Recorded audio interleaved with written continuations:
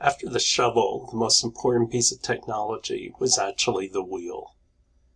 And do you know why it was the wheel? Because it started a revolution? Anyway, today what I'm going to talk about is why this course exists and looking at the different domains of thinking and entrepreneurship and why they work or don't work, as the case might be. Here's the thing, entrepreneurship for education has become the gold rush. I mean, there are literally thousands of programs out there.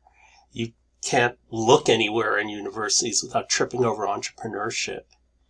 And yet, despite all this education, there's not one shred of proof that entrepreneurship success rates have gone up.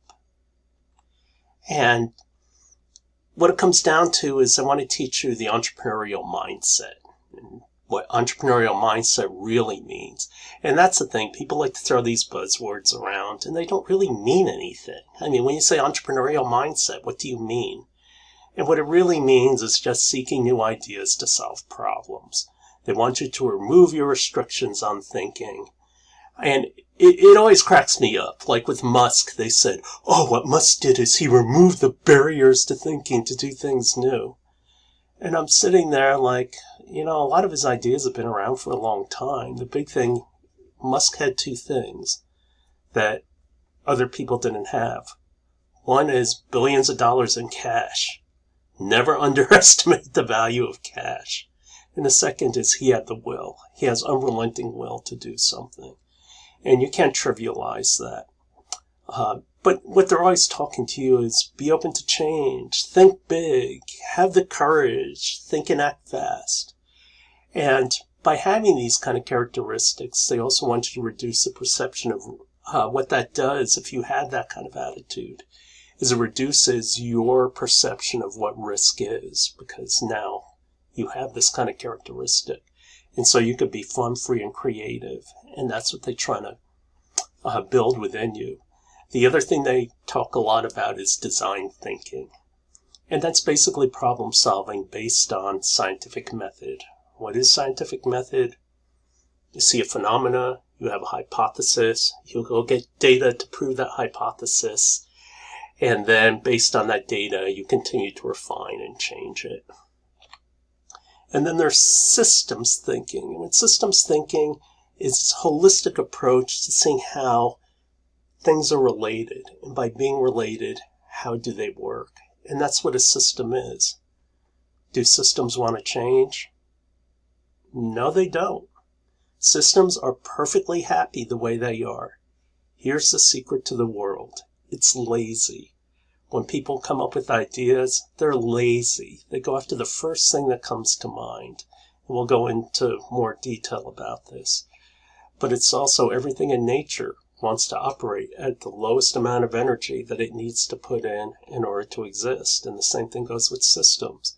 So you come in and want to change a system, that system doesn't want to change. It's going to fight you on it.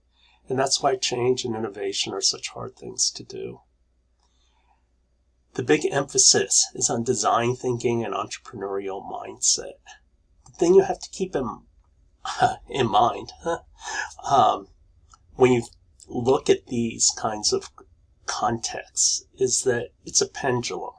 Here's the thing. Social science is not like gravity. It's not absolute. In certain situations, it'll work. In certain situations, it won't work. And that's why I hate it when these people come up with these blanket answers. But there's always an exception of where it's not going to work. So what I want to develop in you is this attitude about challenging what people say. And that's the thing. We always tell you this stuff. I mean, they're always telling you, don't be afraid to fail. And yet when you try to experiment, what do they do when you're grading and all? They fail you. And so we're trying to teach you this stuff and we don't support it. And if you don't support it, then how can it be part of it? So what I'm trying to get you to do is to be critical in your thinking. And one of the biggest things about creativity is when you have too much creativity, then you need more order. If you have too much order, then you need more creativity. And it becomes a pendulum. It's natural for it to swing back and forth.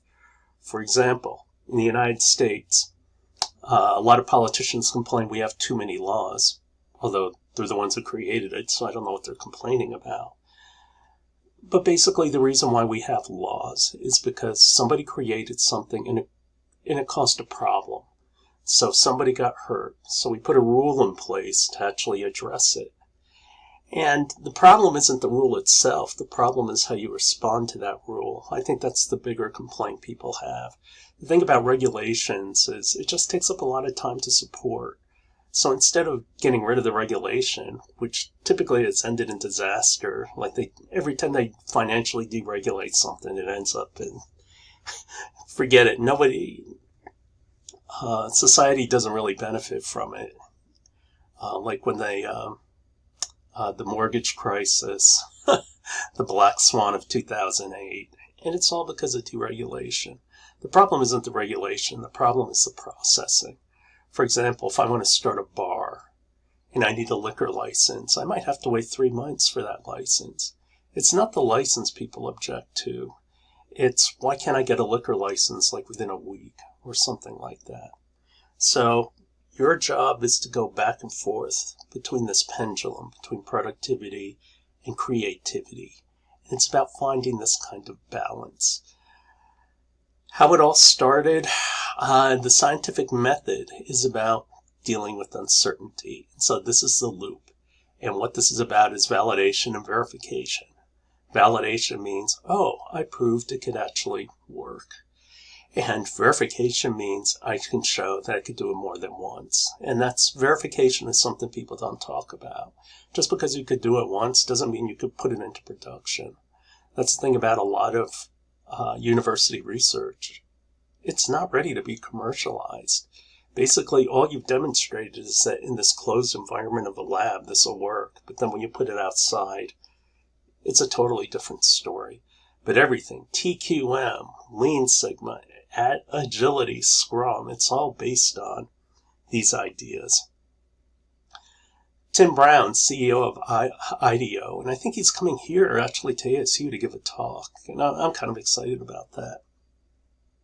Because everybody talks about the lean startup, but Tim Brown was the entire one who started this mentality about product design, about better addressing problems, developing solutions, prototyping, and test. Now here's one of the big problems with entrepreneurship is everybody goes by the lean startup. I give Eric Ries a ton of credit for this. He made a very good story. The lean startup is a nice, concise story. And actually, he didn't think of any of this. It was Tim Brown of IDEO who actually came up with it. He just articulated it better. And he came up with this monster bestseller. And then everybody in entrepreneurship, thousands of universities base their teaching on his teachings. And here's the thing nobody ever tells you. The damn thing doesn't work. The only two people on the planet, I feel like, who understand that the lean startup has severe problems are me and Luis Perez Breva. Well, we're both MIT guys, so maybe it has something to do with that. But what it comes down to is that it works very well for software. It does not necessarily work well for hardware. This idea of constantly pivoting, the thing is, or doing iterations until you can get something to work. And he says, oh, basically you could do 1,000,000 iterations. Well, here's the problem with the 1,000,000 iterations. When you're talking about software, how much does it cost for you to do an iteration? Yeah, not a heck of a lot. Because all you're doing is pushing electrons around. On the other hand, if you're making something physical, metal costs money, processing costs money, labor costs money, all of this starts to roll into a lot of cost. Not only that, you may not have that much capability. When I had my own lab in Michigan, when I was a grad student, I'd go in the lab anytime I want, and I pretty much did and took advantage of having my own lab that was open 24/7. And then what happened? I went to industry. We didn't have a lab. All of a sudden, instead of getting 4 shots a month, I got 4 shots a year. All of a sudden, you think very, very hard about what shot do you want to take, because you know you only get 4 of them. And this is why this mentality of, oh, go ahead and try it and fail. If you fail, it's okay. Well, let's say there's a whole zombie horde coming at you when you're trying to figure out, okay, I got 4 bullets in the chamber. What am I going to do with them? And then somebody just picks a gun up, fires at the horde, and go, I missed. Oh, well, at least I tried. And it's okay to fail. And that's the thing. It's just to create this mentality of being careless and reckless. And then you say, well, Dr. Cho, that's not the way it's defined. How can you, criticize that? But mentalities do matter. For example, Elon Musk keeps pushing his autopilot. And then some poor guy is in trouble because he hopped into the back seat of his Tesla and then his car ran into a police car. And now he's being charged. And the rule on the autopilot is you have to stay in the, and this is where, to me, it's not an autopilot. Because if I have to sit there and constantly watch the car, and if the software makes a mistake and I'm the one to blame, then why do I have this thing in place? To me, a real autopilot is take me to Disneyland and I can hop in the back seat of the car and go take a nap. To me, that's a real autopilot. And that's what this guy said in his defense was, but Musk told me this thing runs on its own, and it really doesn't. So there's no proof that this entire framework works and has turned around companies. As a matter of fact, there was a company called Alphabet Energy, and they were total devotees of a lean startup, and they followed it down to a T, and the company failed. And why? Well, we did work with them. They built a lousy product. That was the problem. The thing just didn't work very well to the level they said so. But instead, they worked on customer discovery and everything else, and they didn't work on what they really needed. We want to analyze when something goes wrong. What do we want to look at? One is in every problem, there's a nature to it. There's a basic way something exists. And so if you can figure out what that issue is, then you're actually solving the problem you need to solve. Not what you think it is, but what it actually is. Entrepreneurship is a journey through uncertainty. And so here's the neat thing about entrepreneurship. You know how the story ends. You know how you want the story to end. So you know what the end looks like, which isn't pure discovery.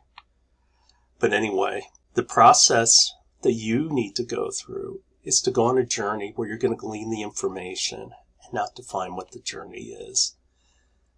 The nature of the challenge of your startup is you're venturing into the unknown. The thing is, how well do people understand? How do we handle uncertainty? Engineers call this process research. Entrepreneurs call it hypothesis testing. Innovators call it validation. What it all comes down to is you're driven by uncertainty. You don't know what's going to happen. Here's the thing that shows that uncertain ventures, and I've had an entire career in pretty much R&D and innovation. And I can tell you firsthand, it's not easy. It's really funny. I once dated this girl who's a lawyer, and she asked, how often are you successful? And I said, maybe 1, 2 out of 10 experiments really work well. And then she says, oh, that's disgusting. It's like, how can you have such little amounts of success? I said, if I fail that much in my job, I get fired. Anyway, proof that uncertainty really is a tough challenge. First of all, in terms of entrepreneurship, maybe 1 in 10 ventures actually makes it. Pharma is even worse. Those who are developing new drugs, despite all that money and expertise, less than 9.6%. PhDs take 4 to 7 years to get their degrees. And it's because they don't know what's going to work and what's not. Here's the thing about those percentages. Your chances of beating late-stage cancer are actually better than that. That's how bad it is. Again, what made them different from you? They just saw how the path lays out. And that's what we're here to learn. You're going to learn vision, how to develop your own vision and how to see things.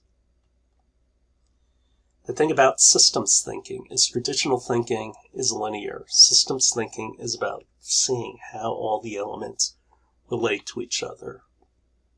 You can look at problems top down, look at it from the conceptual point of view, and then from those details figure out how it works. Or sometimes you look at problems bottoms up, and that's what you look at the details and tell you what picture details make. This is what data is for AI, basically. It's bottoms up thinking, not top down. And a lot of it depends. What approach is better? There is no one given rule. It all depends on the situation. The thing about systems thinking is systems thinking can also be limited. The reason why systems thinking can be limited is because when you do systems thinking, you think the picture is always going to drive everything, and it may not. So what are we giving you? What we've given you is an unpracticed mindset of formulas, some frameworks, jargon, and then we just repeat it over and over again in TEM classes. And so this is why we're changing TEM, and you're going to see it in the next year. And so a couple of years ago, I actually said to the faculty, and I've said it to lots of people, I just said we're teaching entrepreneurship wrong. And then finally, they've kind of, well, maybe it's me bullying everybody around. But they're finally letting me do my thing. And that's, how do you make great entrepreneurs? The thing is, instead of looking through innovation, that you think it's going to be this simple, and that it's going to be this nice, clean curved. The reality is entrepreneurship looks like this. It's three-dimensional. There are a lot of different ways to go. The big thing about the great entrepreneurs is they saw this. They saw the way through all this mess, and that's what I want to equip you for. And this is how the average doctoral student will spend anywhere from 3 to 5 years on his doctoral research. I spent 1.5 years. And not only did I spend 1.5 years, my advisor gave me this checklist of everything I had to do if I wanted to graduate, and I checked all the boxes. And he was kind of shocked. He said, I guess I need to let you graduate. And I did everything he put out for me, and that's why I got to leave early. And to a large extent, it's because I did better learning than most grad students do. The first problem grad students have is they come to grad school to become an engineer. I was already an engineer. Between my work experience and actually going to MIT, I already had those skills, so I didn't waste time on that. But I still understood how to execute better than the average student. If you can see what's coming, you have a much better chance of being successful.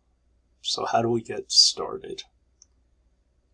The first thing I want to teach you is conceptual thinking. This is the basis of MIT. This is how MIT teaches. Drastically different, and I've been to a lot of universities, drastically different than anybody else. And what they do, yeah, I'm biased. I tried to do conceptual teaching. I was teaching a junior level class, and I literally lost the whole class.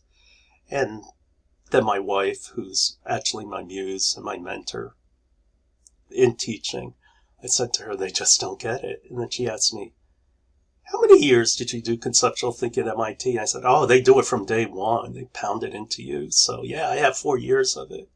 And she said, and you expect them to pick it up in 1 semester? Well, yeah. Yeah, you're lucky I'm married to her. She makes me a better teacher.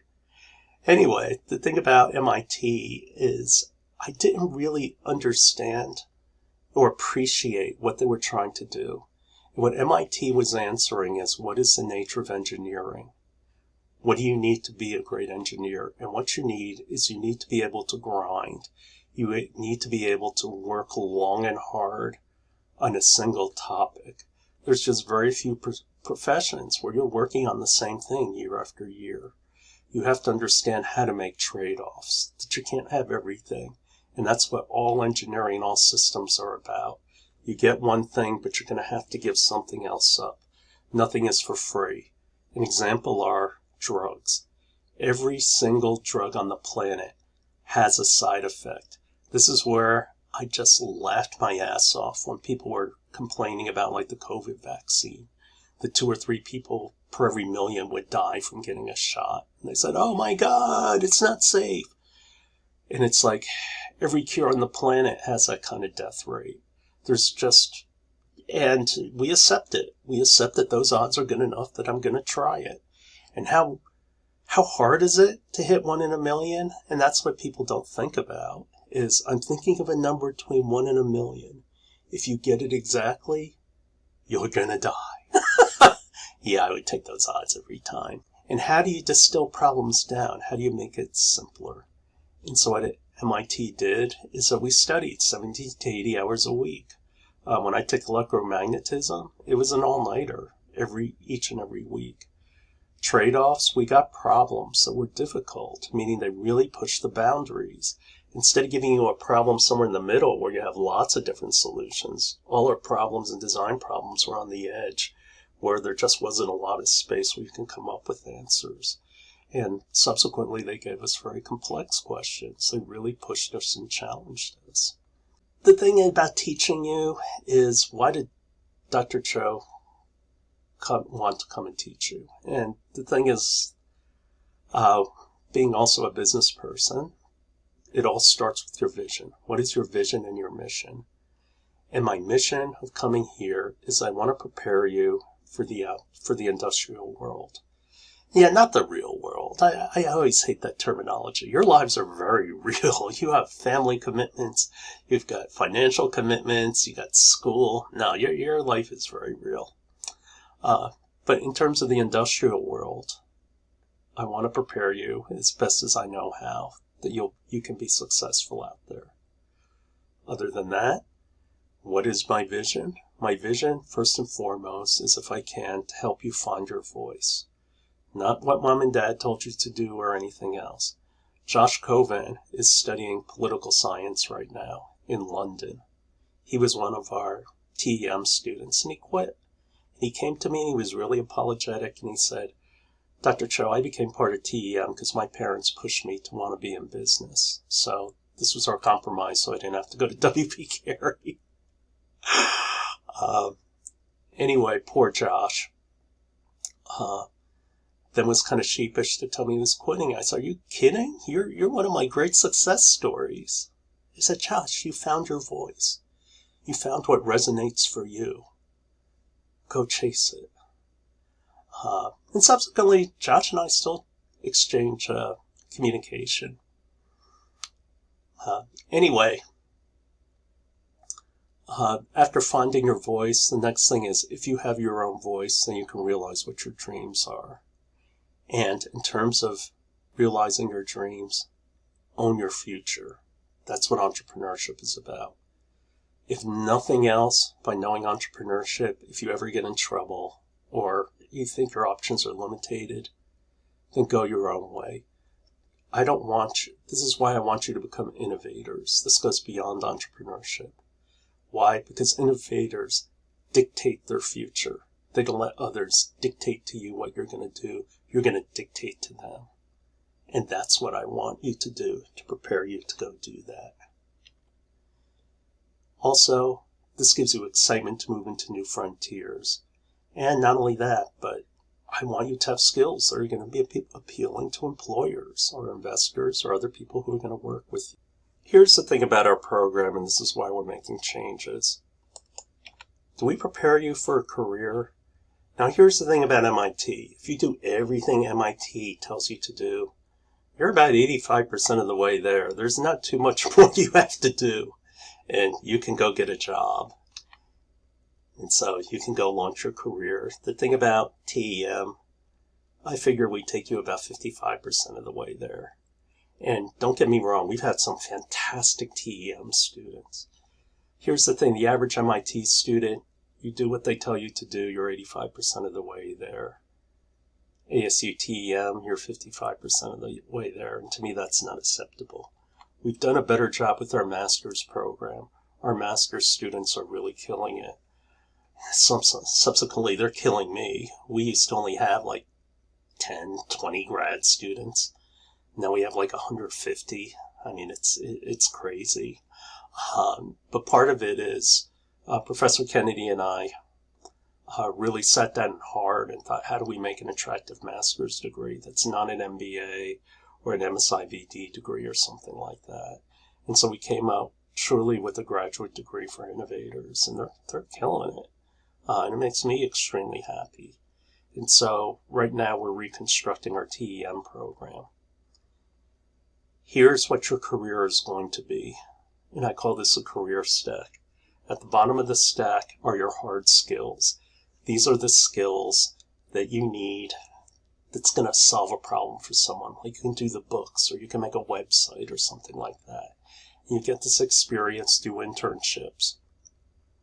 If all you do is go through ASU and expect on the other end, hey, I have a college degree, this is a golden ticket, give me my job, it's not going to happen.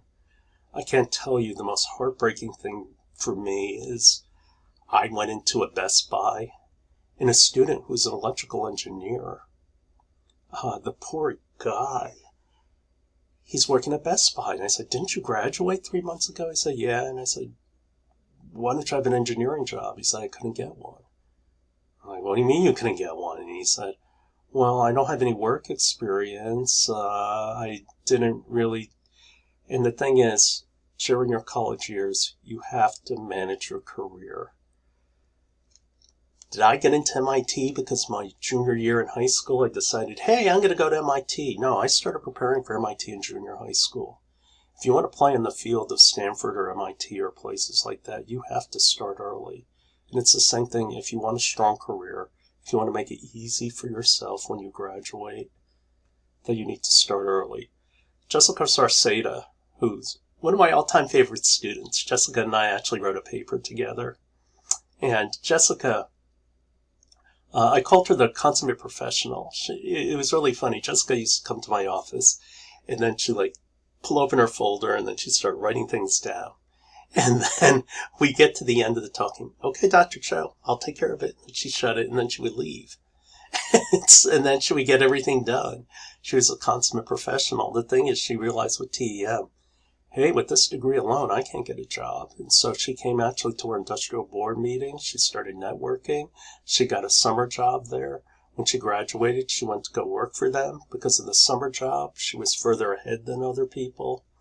She got a promotion to product management, and then she decided she wanted to be in AI. So she moved over to AI, and now she's a product director. And the thing is, director level, that's one notch below VP. And she did this all within a period of 3 to 4 years. So you can do well with this degree, but right now we're putting a lot of the onus on you. You need job skills. Things where you're good at your job. Like you're a good teammate. You have leadership skills, project management skills. And these good job skills come from being on the job or actually taking classes. And career skills. These are the people who can find opportunity, who can see opportunity and know how to execute on it, who can solve problems. This is why you get an education. All these knuckleheads who said, well, I took a Udemy class and I'm making $100,000 in IT. Well, guess what? If something goes wrong, you're going to be the first person who gets chopped. And it's kind of sad, but the thing is, those people who don't have a college degree don't have the critical thinking skills. And so all they do is perform a function. Well, here's the thing. If there's any kind of repetition in your function, you are a target to be replaced by software. For example, guys who load and unload planes. Are you telling me we couldn't make robots right now that can take your bag, tag it, take it out to an airplane and just start putting it on a conveyor and just start sticking it, storing on an airplane? The thing that where AI will never catch up to people is that your brain is still the fastest processor. And you can make decisions and you can see things a machine can't. And so you need career skills. Here's the thing. It's a stack. If you don't have the stack underneath it, then the top stack doesn't matter at all. The problem with our teaching is that our stack has always been a little too top heavy. If you have hard skills, you're going to be in the middle 50%. It's not bad, but it's not great. If you're good at your job, then that puts you in the 20th percentile. But if you're the person who's the innovator, that's going to put you in the 1%. There's always going to be a job for you somewhere. Somebody who's going to want you. And that's kind of the sad thing. People get chopped here when they hit 50. And the reason why is they're overpaid for what they do. People become complacent in corporations, and it catches up to them. For example, you could be the greatest janitor in the world, but should you earn $100,000 just because of seniority and everything else? No, you're overpaid for what you do. And it's heartbreaking for me that this happens, but this is why you have to constantly be learning, constantly be taking on new skills. The thing is, if you have hard skills in today's technology, you're going to be obsolete probably within 5 years, 10 years if you're lucky. That's the thing, that people who take these online classes, guess what? Then they need to take another online class, another online class, another online class. And they're basically going to be going to school for their entire lives. Your hard skills are going to obsolesce, and they're going to obsolesce quickly. Again, if you have institutional skills, meaning, here's the problem with these people who get chopped at 50. Their knowledge is good for a company like HP, but no one else values that HP knowledge. And so all of a sudden, you're not worth as much anymore either. So these people take significant salary cuts. But if you're the innovator, your career never ends. Your career could go on as long and long and long as you want it to. And so that's what we're here to do at TEM, to teach you how to be that innovator. This is my model of education. This is the way I think all programs should teach. And I call it, my model, I call pragmatic education. I like the idea of pragmatism. And what pragmatism is that the nature of education is best viewed in terms of their practical uses and successes. Not what's theoretical, but what will help you to become successful.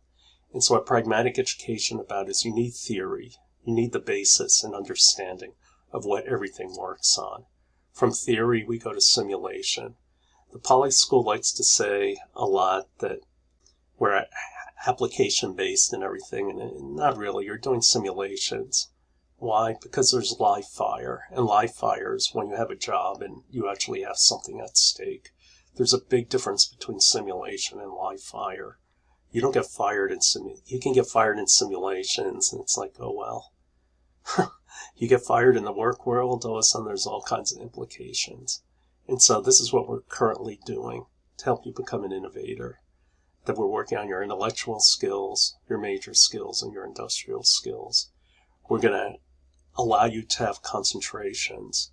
Now, this probably won't be released until the fall of 2024. And then we're also having practicum courses, and that's we're reviving the consultant course, and you can get internships and things like that. When you look at the better ways to think, what it comes down to is know the problem. Go out and talk to people. And the reason why is because you need more than one opinion. Problems are too big and complex. Are you seeing the problem correctly? When you have a bunch of biases, the question is leadership. How do you move people forward? It's not about failure. It's about learning. Optimal use of resources. For example, MVP, minimally viable product. They're going to shove that down your throat. You shove it right back. And the reason why it's limiting is because they tell you, go ahead and try something. Don't be afraid to fail. And yet they tell you MVP. Oh, make sure you have a minimum product. The thing is, do you think Steve Jobs ever designed to MVP? No. It's not about MVP, it's about ROI. How much money do I have to spend? How much time do I have? And this is a project, how many resources do I have? This is a project management mentality. And what it comes down to is, that's what I can try. And so now it's about decision making. And now it's about gameplay. Where am I going to get the most bang for my buck? And then finally, Out there, there's not a lot of leadership. One time they brought me, I left a startup and they wanted to bring me back again. And I asked my number two, why on earth do they want to bring me back? I left. Haven't they moved on? And he said, they miss one thing from you. I said, well, it's not technical. Jack knows as much as I do. It's not organizational. You hired a manager for that. And he said, it's leadership. He said, that's what the company is really lacking right now. And when you left a void. Here's the thing about beating uncertainty. The biggest thing about uncertainty, anything with uncertainty, is that it's a game. Even crossing the street has uncertainty. And so the biggest decision in any game is, are you in or are you out? Here is my big secret. Only 1 in 10 technologies are market feasible, and yet I'm 4 for 4. Is it because I'm some kind of great genius? Oh, hell no. I'll have you talk to some of my friends from MIT. They thought I was the village idiot. No, seriously. Even my advisor at Michigan, he used to say, I think he's really smart, but I can't quite tell.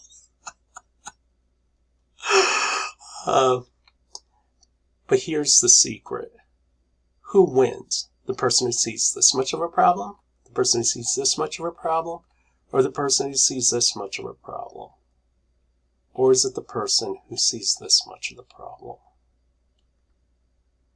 The person who sees the most is the person who wins. I'm a big believer in the law of perfect competition. The person who knows the most is the one who's going to win. The thing about all startups is they sit on what I call 3 pillars. There's your marketing, there's your strategy, meaning your executive branch. How do you build a company? How do you get people? How do you get money? How do you set up a management structure, culture, all that good stuff?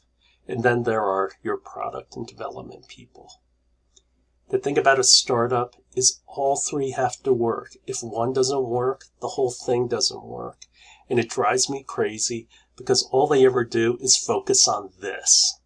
And the problem is that you make crappy products or you have poor strategies and your companies end up failing because of that. There was a company in Silicon Valley. What they did is they made projectors for cell phones. And they had all these patents and everything else.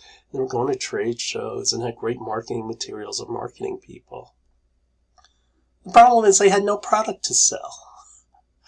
I'll put it this way. Nobody thought of designing a battery pack for it. And so they literally put the battery on using duct tape.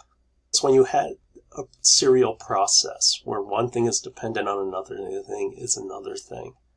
If the probability of any of those steps is 0, then you have a showstopper because plug in 0 into this and what does this do? Go to 0.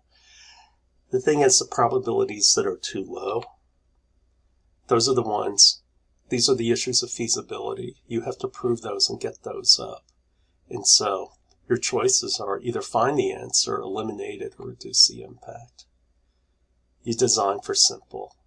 That's the big focus in entrepreneurship and where it needs to be today. Too much of it is about having mindset.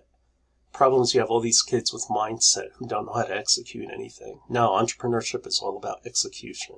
If you can't it's better, when they talk about it's better to have a crappy product that you execute on than a good product that you don't execute on. I don't like the terminology crappy product.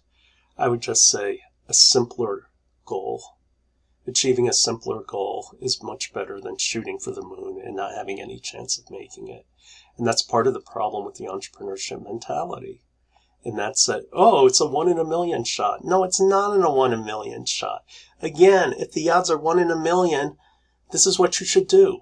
Fold the company. And that's what nobody ever does. They wait till they go bankrupt and waste everybody's money. If you have severe problems and you can't, and you don't know how to get here from there, fold it up. You're done. Okay, so ASU is always talking about diversity, and I get students who start rolling their eyes and all. Okay, forget about the social implications of diversity and everything else. This is why you need diversity. If all you do is hire people who think like you have a problem that's this big. and looks like this. And what do? That's you. That's how much of the problem you can solve alone, because problems today are very large. And because you picked everybody who looks like you, the next guy is going to solve that much of the problem. And the next guy is going to solve that much of the problem. And the next guy is going to solve that much and that much. Here's the thing when you have diversity. That new person you brought in is going to solve that much of the problem. The next person, yeah, there's some overlap with the other person, but in general, they're different. And so they're going to solve that much of the problem. And the next person is going to solve that. And the next person is going to solve that. And so on. All of a sudden, instead of being stuck in one place, you cover the entire problem. And that's why you need to have diversity. And the thing about diversity is it can come from a lot of different places where people's experience makes them. Here's the other thing about people. Who you are comes out in the cards. That's a saying from poker. Yeah, Dr. Cho used to play a lot of poker. I play low-stakes poker because I don't want the stress of having to worry about money. I play 2-4, 1-4, sometimes 4-8. But the thing about what I learned from poker is who you are comes out in the cards. Meaning if you're an aggressive person, you'll play aggressively. And one thing my grads, in the future, I teach a data-driven decision-making class, and so I teach you about game theory and to look at problems as being games. And it's pretty funny because I have a poker night. I buy students pizza. Although, man, the class is like 60 students now. This is starting to get expensive.